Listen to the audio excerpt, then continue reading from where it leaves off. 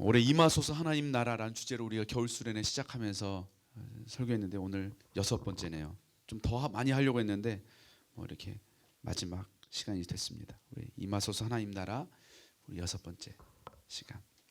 우리 함께 읽은 이 요한계시록은 문학 장르로 표현하면 묵시문학입니다. 묵시문학. 묵시문학.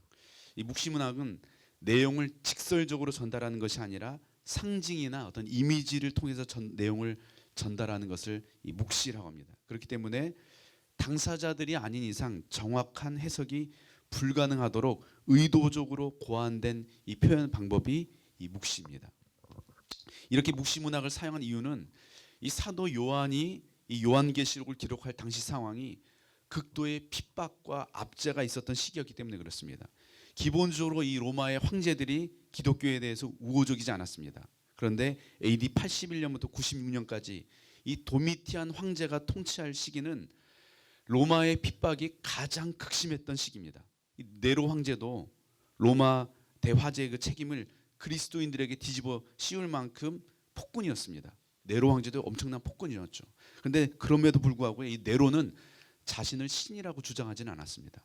그런데 이 도미티안 황제는 스스로 자신을 신이라고 주장하면서 주와 하나님, 자신을 향해 주와 하나님이라고 부를 것을 명령합니다. 그리고 자신의 명성에 어울리는 이 대도시들마다 이 황제를 숭배하기 위한 이 신전을 세웁니다.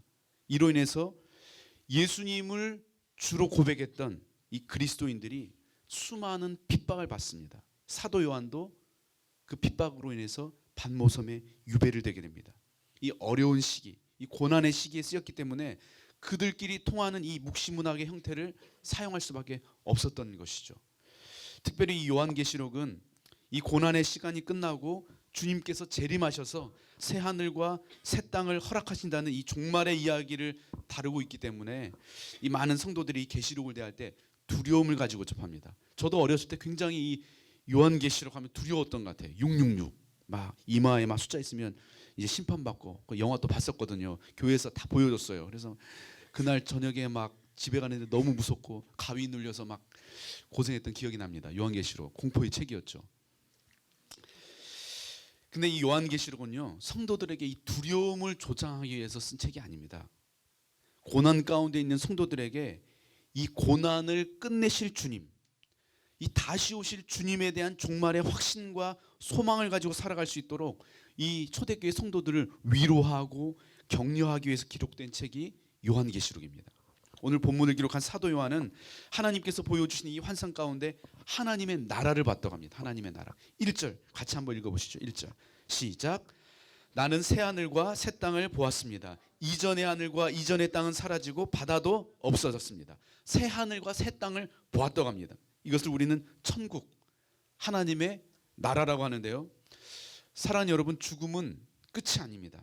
여러분, 죽음이 끝이면 우리가 살아가는 이 땅에서 삶이 얼마나 허무할까요?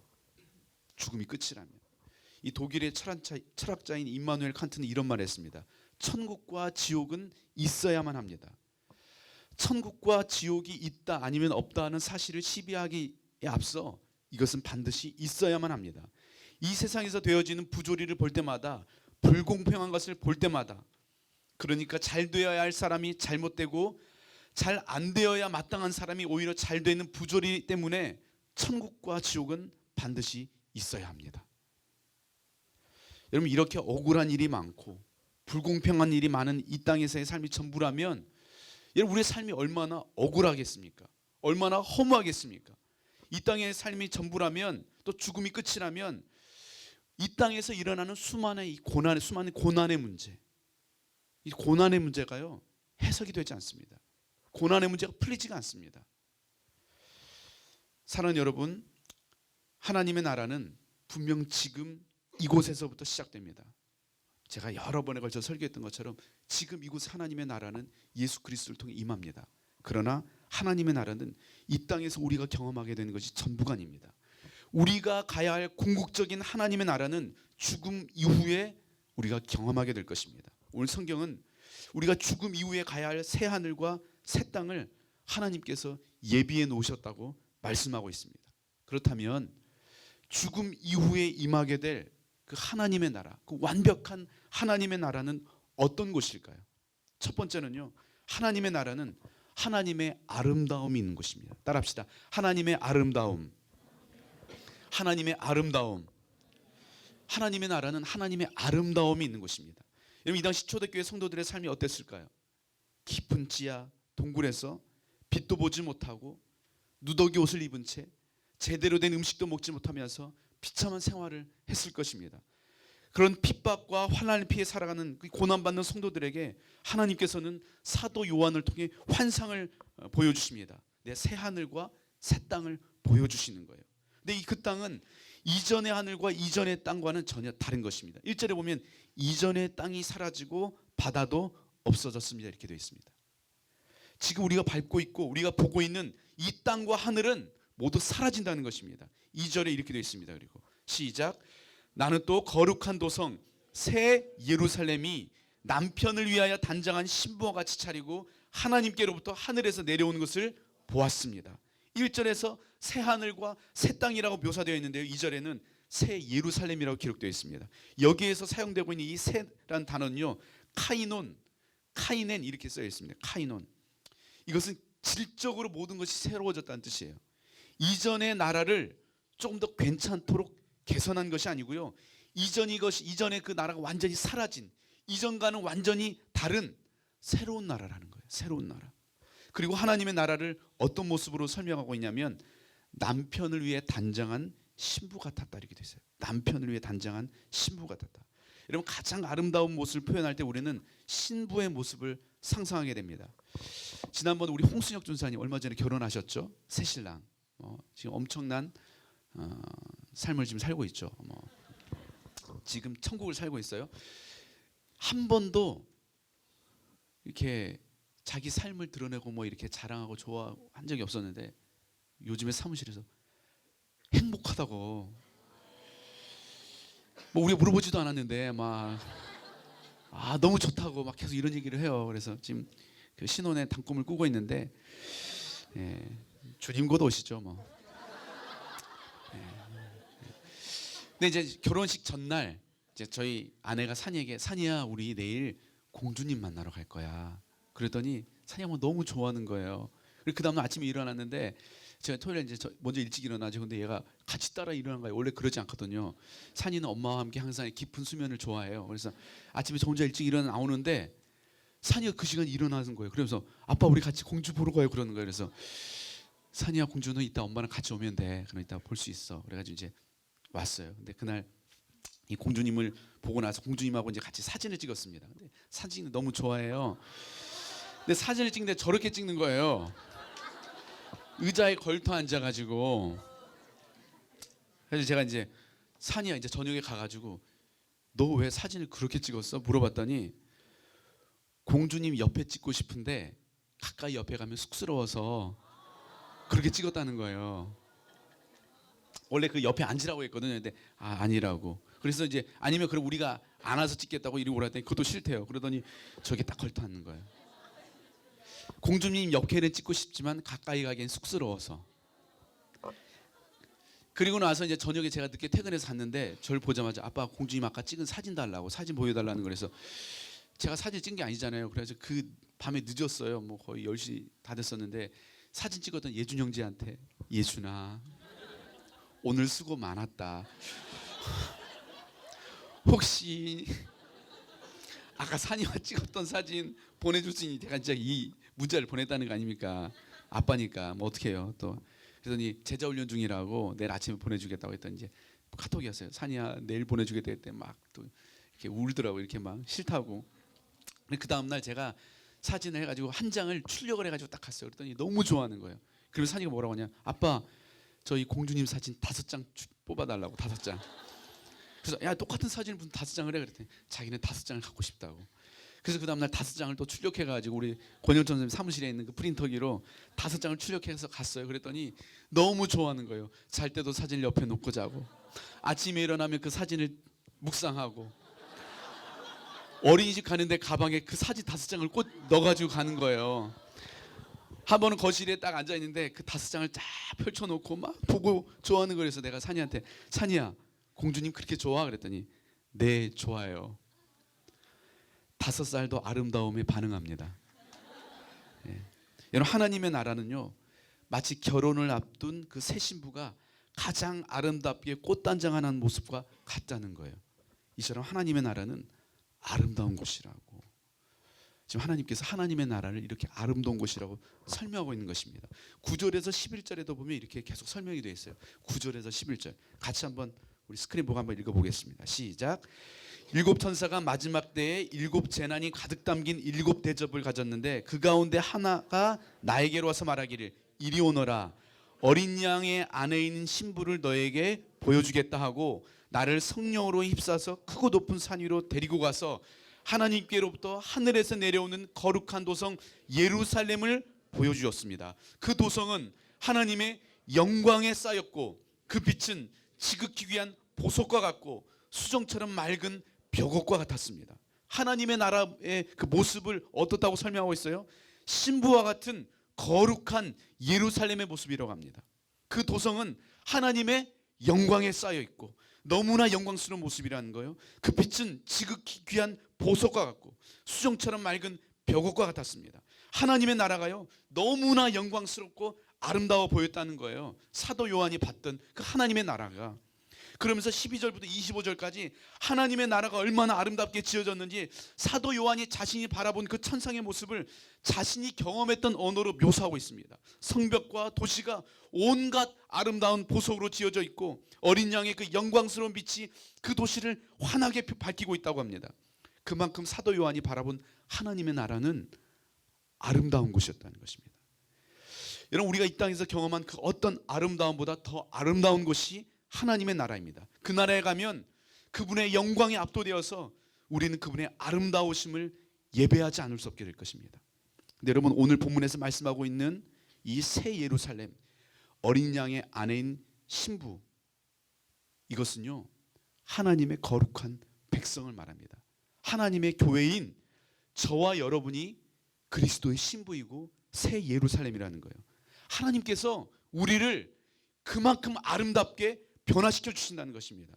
여러분 천국은요 우리가 아름다워지기 위해서 애쓸 필요가 없습니다. 천국에 가면 가장 아름답고 가장 영광스러운 모습에 여러분 자신을 보게 될 것입니다. 더 이상 여러분 외모 때문에 스트레스 받지 않아도 됩니다.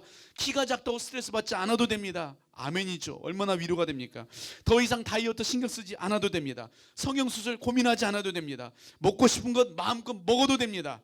할렐루야죠. 우린 천국에 가면요 어린 양의 보혈로 깨끗해지고 거룩해지고 완전한 모습으로 존재하게 될 것입니다. 여러분 지금 이곳에서는 우리의 모습이 결코 완전해질 수 없습니다. 옆을 보면 알 수 있습니다.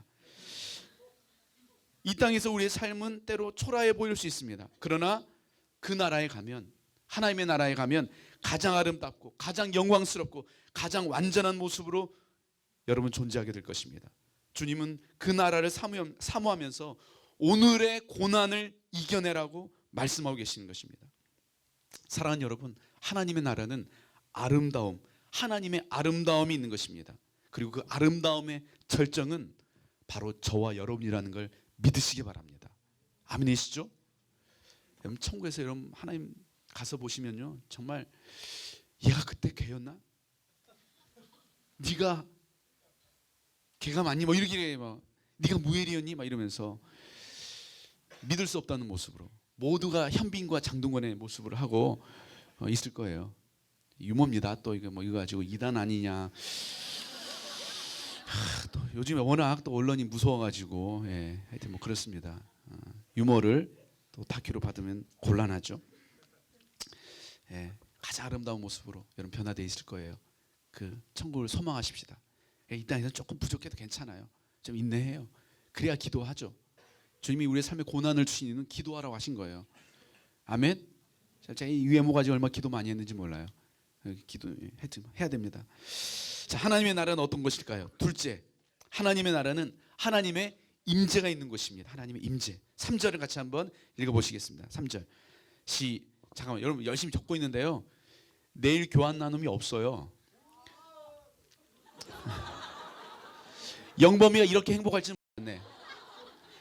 실은 저도 그 사실을 몰라서 아침에 이거 교환 만들려고 새벽 일찍 나와가지고 만들었거든요. 알고 봤더니 오늘만 나눔하면 되더라고요. 그래서 너무 여러분 적고 싶은 것만 적으시면 돼요. 그냥 뭐 다 내일 하지 않아도 되니까. 아니 그 이 말은 집중해서 더 집중해서 들으란 얘기예요, 여러분. 더 집중해서 들으란 얘기지 뭐 이제 뭐 저라도 되네 이런 얘기가 아닙니다. 오해하시면 안 됩니다. 아멘. 예, 자, 은혜 받으시라고. 자, 둘째, 하나님의 나라는 하나님의 임재가 있는 곳이죠. 3절에 한번 같이 읽어보십시다. 시작. 그때 나는 보좌에서 큰 음성이 울려 나오는 것을 들었습니다. 보아라, 하나님의 집이 사람들 가운데 있다. 하나님이 그들과 함께 계실 것이요, 그들은 하나님의 백성이 될 것이다. 하나님이 친히 그들과 함께 계시고. 여러분, 사역을 하다 보면요, 외로울 때가 있고 지칠 때도 있습니다. 여러분만 그런 게 아니라 많은 사람이 그렇습니다. 그러다가도 하나님께 엎드려 기도하다 보면 하나님께서 지금 나와 함께 하신다는 것이 강력하게 느껴질 때가 있습니다. 그러면 그렇게 힘들었던 일들, 그렇게 힘들게 했던 사람들이요, 아무것도 아닌 것처럼 느껴지면서요, 그래 맞아, 하나님이 나와 함께 하시지. 그래 맞아, 주님께서 다 보고 계시지. 그래 맞아, 주님이 내 마음을 다 아시지. 이 마음, 이 생각이 들면요, 다시 새로운 힘이 솟습니다. 근데 어떨 때는요, 너무 힘들어서 기도조차 나오지 않고 그렇게 가깝게 느껴졌던 그 하나님의 임재가 느껴지지 않고 하나님 너무 멀리 있는 것처럼 느껴질 때가 있습니다. 근데 이 시간들이 참 우리를 힘들게 합니다. 우리가 왜 이런 현상을 경험하게 되느냐? 그래서 이 땅에서의 만남이, 하나님과의 그 만남이 완벽한 만남이 아니기 때문에 그렇습니다. 고린도전서 13장 12절에 보면 이렇게 되어 있습니다. 지금은 우리가 거울로 영상을 보듯이 희미하게 보지만은 그때는 얼굴과 얼굴을 마주하여 볼 것입니다. 지금은 내가 부분밖에 알지 못하지만은 그때에는 하나님께서 나를 아신 것 같이 내가 온전히 알게 될 것입니다. 지금 이 땅에서 우리가 하나님을 바라보는 것은 거울로 보는 것처럼 희미하다는 것입니다. 부분밖에 볼 수 없다는 것입니다. 지금이야 기술이 발달되어 가지고 거울도 잘 보이고 거울이 실물보다 더 좋게 보이고 뭐 그러죠. 또 전신 거울이 있으니까 우리 모습을 다 볼 수 있지만 이 당시만 해도 기술이 발달되지 못했기 때문에 청동이나 뭐 구리 이런 것들로 거울을, 손바닥만한 손거울을 만들었기 때문에 거울로 보는 것이 선명하지도 않았고 크지도 않았고 다 볼 수 없었습니다. 작고 희미한 거울로 봐야 되니까 잘 보이지 않았죠. 그 거울을 예로 들어서 설명하는 거예요. 하나님을 보는 게 이 땅에서 보는 건 잘 보이지가 않는다고.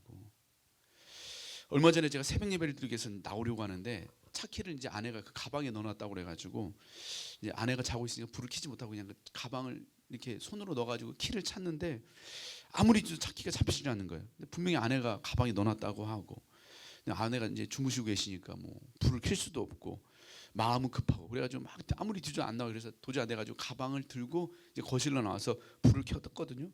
근데 그렇게 잡히지 않던 키가요, 불 켜니까 한 번에 바로 보이더라고요. 키가 어딨나 찾을 필요가 없었습니다. 가방 여니까 바로 있었던 키가 어두운 데서 보니까 뭐 안 잡히고 보이지도 않고 이게 되는 거예요. 이처럼 우리가 이 땅에서 하나님을 보는 것은요, 어둠 가운데 차키를 찾는 것처럼 잘 보이지가 않습니다. 작고 희미한 거울로 보는 것처럼 잘 보이지 않습니다. 그러나 하나님 나라에 가면 얼굴과 얼굴을 마주 보는 것처럼 너무나 선명하게 하나님을 볼 수 있다는 것입니다. 굳이 우리가 예수님을 찾지 않아도 예수님을 단번에 알아볼 수 있다는 거예요. 여러분, 제가 연애를 할 때요, 제 아내는 집이 부천이었습니다. 저는 분당에 있었죠. 또 아내 직장이 여의도였어요. 아내를 만난 동안 분당에서 서울로, 부천으로, 다시 분당으로 얼마나 열심히 다녔는지 모릅니다. 1년 동안 2만 킬로를 다녔습니다. 근데 이때 가장 아쉬운 것이 뭔지 아세요? 아무리 재밌게 놀아도 저녁이 되면 헤어져야 된다는 거예요. 너무 아쉽죠. 연애를 안 해봐서 그런지 이렇게 공감대가 형성이 안 된다 이런 느낌이 드네요. 예. 올해가 가기 전에는 힘들지 모르겠지만 하여튼 조만간 주님 그 나라가 임하시고 또 여러분들에게 사랑하는 우리 공주님과 또 오빠가 나타나서 여러분 구원해 주시기를 축복합니다. 근데 결혼하고 나니까요, 헤어지지 않아도 됩니다. 하루 종일 데이트하고 같은 집으로 들어가니까 너무 좋습니다. 여러분 사랑하잖아요. 함께 있고 싶어져요. 조금이라도 함께 있고 싶어집니다. 연애하신 분들 토요 목자모임 올 때 막 눈이 막 팅팅 부어 있거든요. 왜냐하면 밤새 전화하느라. 물론 싱글들도 그럴 수 있어요. 밤새 게임하느라. 뭐 그리고 또 무조건 눈이 부어 있다고 다 이렇게 할 수는 없지만 하여튼 연애하시는 분들 밤늦게 왜 1분 1초라도 더 목소리 듣고 싶고 얘기하고 싶고 만나고 싶고 그래서 그러는 거거든요. 근데 천국이 그런 거예요. 이 땅에서의 만남은 잠깐의 만남이고 희미한 만남이고 부분적인 만남이지만 저 천국에 가게 되면 하나님께서 그들과 함께 계실 것이고 하나님이 친히 그들과 함께 계시고 살아계신 하나님께서 영원히 우리와 함께 계신다는 것입니다. 여러분, 나보다 나를 더 사랑하시는 예수님께서 나와 항상 함께 하시면서 나를 사랑한다고 고백하시고 내가 사랑하는 그 주님의 얼굴을 날마다 바라보면서 그분을 사랑한다고 고백할 수 있다면 얼마나 행복할까요? 매일 눈 뜨면 그냥 주님이 보이는 거예요. 그리고 그 주님이 내게 늘 하루 24시간 내가 널 사랑한다. 넌 내 귀한 내 아들이다. 내 딸이다. 넌 내게 너무나 소중한 존재다. 계속 주님이 내게 그 음성을 들려주시고 주님 사랑합니다. 주님 감사합니다. 주님 고맙습니다. 이렇게 우리가 고백할 수 있다면 얼마나 행복하겠어요. 지금은 우리가 하나님을 의식해야지만 하나님의 임재를 느낄 수 있지만 그때는 그냥 함께 계시는 그 주님이 내 눈앞에 보입니다. 하나님을 잊을 수가 없습니다. 하나님과 단절될 수가 없습니다. 하나님의 시선에서 벗어날 수가 없습니다. 그래서 천국에 가면요 죄를 지으려고 해도 지을 수가 없습니다. 주님이 불꽃 같은 두 눈으로 나를 사랑스러운 눈으로 나를 신뢰하는 눈으로 나를 바라보고 계시는데 어떻게 거기서 죄를 지을 수 있겠어요?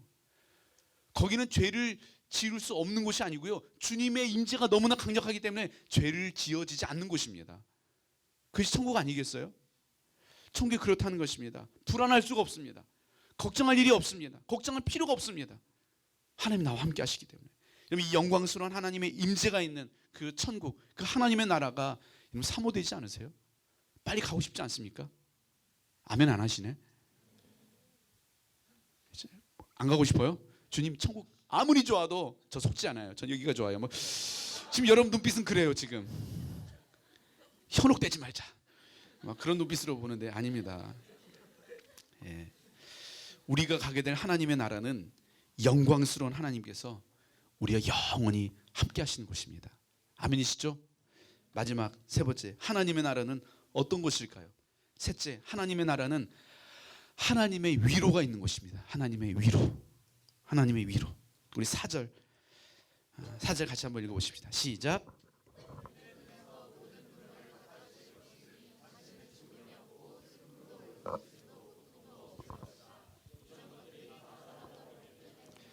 하나님께서 우리의 모든 눈물을 닦아주실 것이니.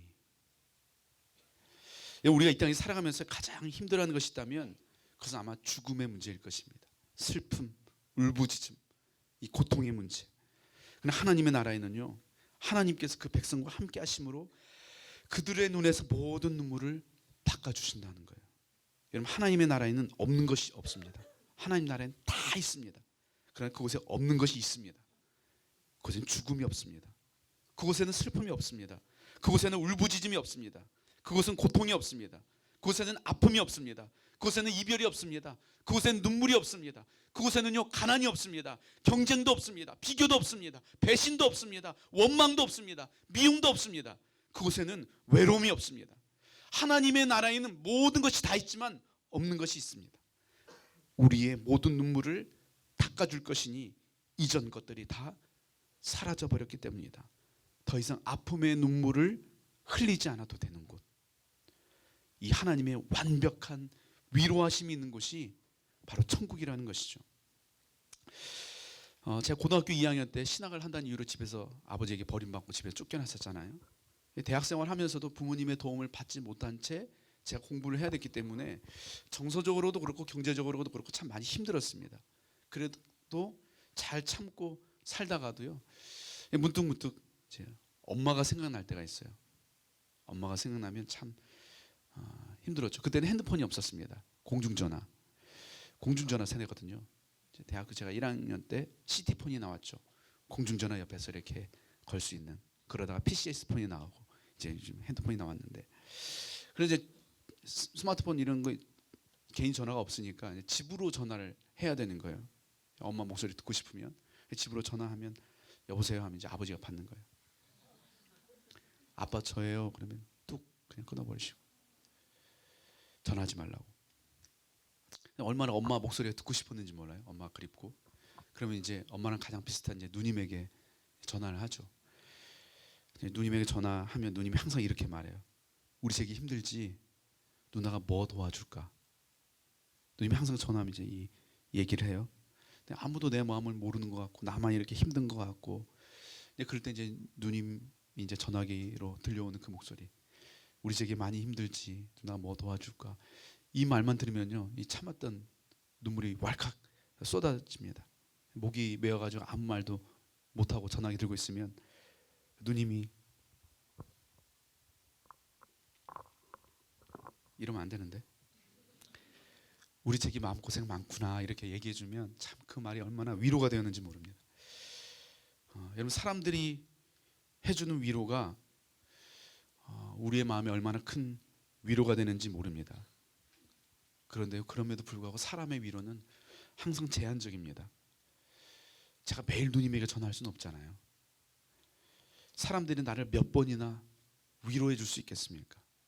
나를 다 알아도 위로할 수 있을까? 나의 실수, 나의 연약함, 나의 허물을 다 알고도 나를 위로할 수 있을까? 우리 안에 그런 마음이 다 있잖아요. 근데 하나님의 위로하심에는 제한이 없습니다. 우리의 모든 연약함, 나의 모든 죄악을 아심에도 불구하고 하나님 저 힘들어요. 하나님 도와주세요.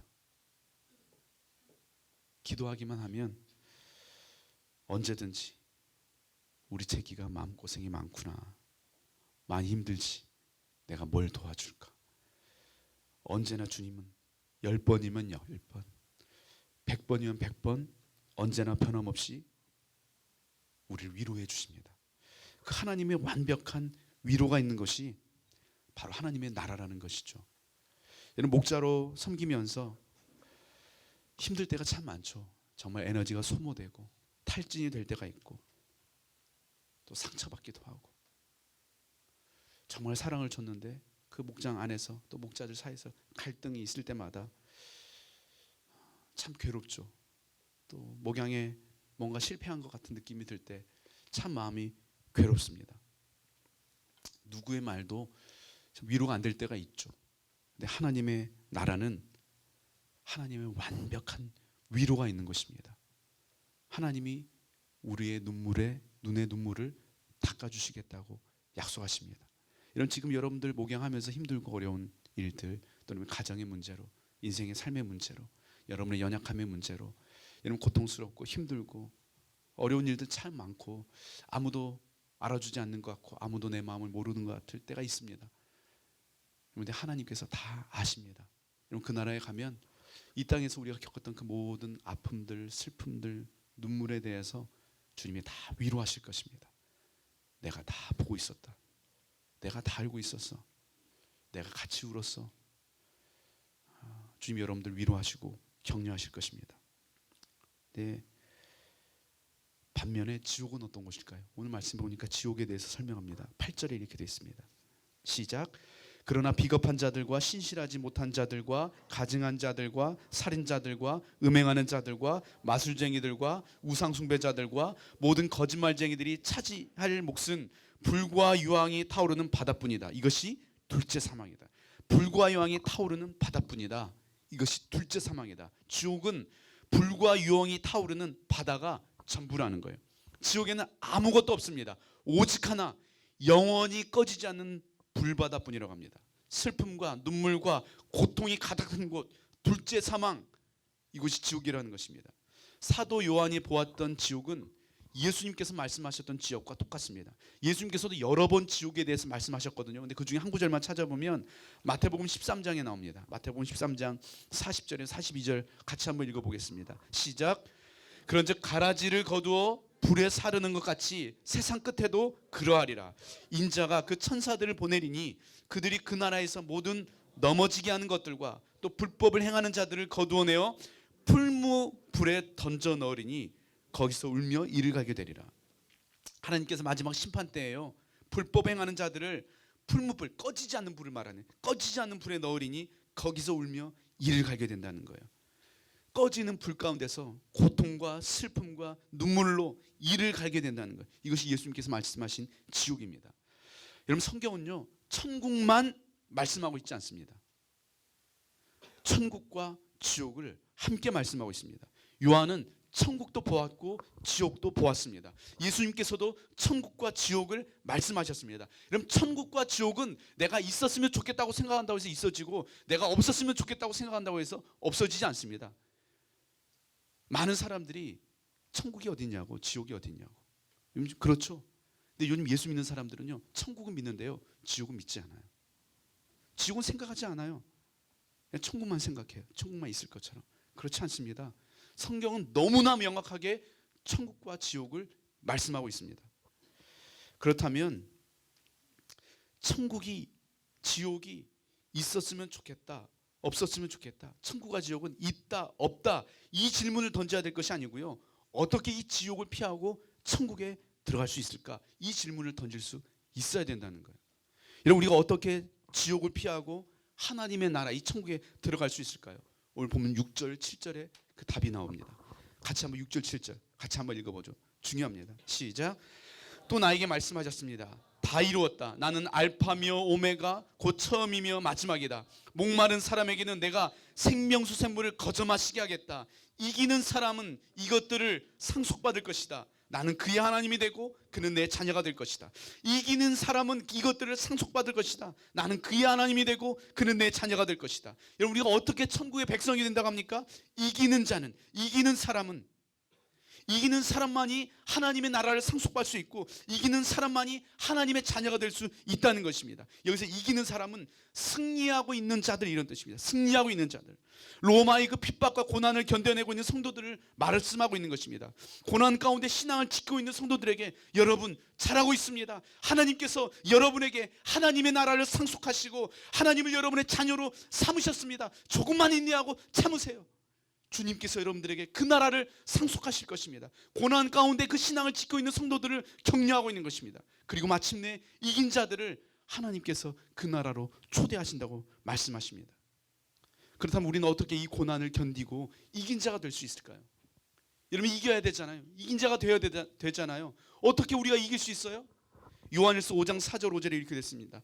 무릇 하나님께로부터 난 자마다 세상을 이기느니라. 세상을 이기는 승리는 이것이니 우리의 믿음이니라.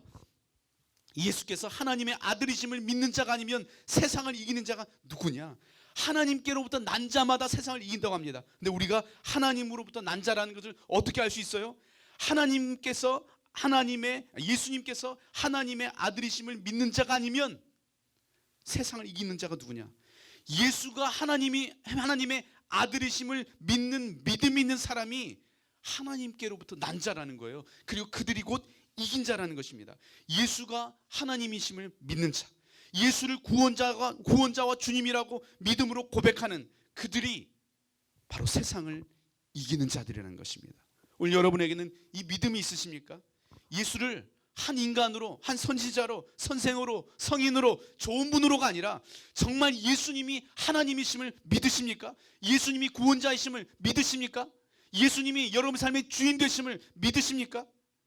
예수가 그리스도이심을 믿는 믿음이 우리를 이기게 한다는 거예요. 그냥 예수님을 좋은 분, 내 기도에 응답해 주시는 분, 나와 함께 해주시는 분 정도가 아니라 정말 예수가 하나님이시라고 고백하는 그들만이 끝까지 이 믿음의 길에서 완주하고 이기는 자가 되고 하나님으로부터 난 자가 될 수 있다는 것입니다. 이제 대학지구 사역을 제가 마무리하게 되는데요, 이곳은 제가 지난 21년간 저의 젊음을 바쳤던 곳입니다. 여러분들에게 마지막으로 말할 수 있는 기회가 주어진다면 무슨 말을 해야 될까? 하나님, 제가 무슨 말을 하면 좋을까요? 생각하고 기도해 봤는데요, 제가 여러분들에게 해주고 싶은 마지막 말은 예수님이 우리 공동체의 주인이 되게 해달라는 것입니다. 예수님이 우리 공동체의 주인이 되게 해주십시오. 저는 우리 대학지구 모든 모임에서 예수님이 고백되고 예수님이 나눠지고 예수님이 높임을 받았으면 좋겠습니다. 여러분, 우리 목장이 아무리 좋아도 예수님이 빠져있다면 우리의 목장은 죽은 것입니다. 우리 예배가 아무리 화려해도 우리의 예배 가운데 예수님이 빠져 있다면 우리 예배는 죽은 예배입니다. 우리의 삶에 다른 것들이 다 채워져 있어도 예수님이 빠져 있다면 우리의 삶은 죽은 삶입니다. 내가 모든 것을 다 가졌어도 내 안에 예수님이 없다면 우리는 실패한 것입니다. 저는 우리 대학지구가 이런 대학지구가 되었으면 좋겠어요. 다른 것 다 사라지고 다 없어지고 예수, 이 두 글자만 남는, 예수님만 남는 공동체가 되었으면 좋겠습니다. 사랑하는 여러분, 우리는 이 복음의 비밀을 맡은 자들입니다. 우리가 해야 할 것은 예수가 하나님이십니다. 예수가 구원자이십니다. 예수가 주인이십니다. 이 천국 복음을 붙들고 하나님 나라의 그 아름다우심을 바라보게 하고 하나님의 임재를 사모하게 하고 하나님의 위로를 경험하게 하는 것입니다. 그래서 인생에 실패한 사람, 고난에 무너진 사람, 슬픔에 굴복한 사람, 절망에 넘어진 사람들을 예수의 이름으로 일어서게 하는 것입니다. 예수의 이름으로 이기게 하는 것입니다. 예수의 이름으로 승리하게 하는 것입니다. 이것이 우리가 붙들어야 할 사명인 것입니다. 여러분, 예수님 다시 오십니다. 마라나타, 같이 기도하시죠.